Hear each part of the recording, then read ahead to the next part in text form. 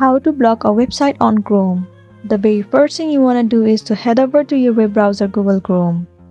In the search bar, search for block site extension and then head over to the very first site. It will land you on this interface. Well, this is the extension page where you can block the site on Google Chrome.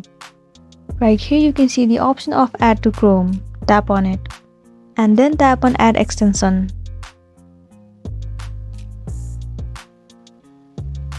Once it has been done, it will take you to another page.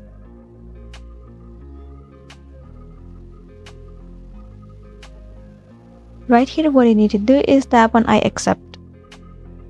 Well, you just need to skip these options. Now right here you can see the option of Add to Block List. Tap on it. In order to block, let me search for one of the site. Let's say I want to block this site. First of all, copy the link of the site and then click on Add to Block List. Right here, paste the link that you have just copied.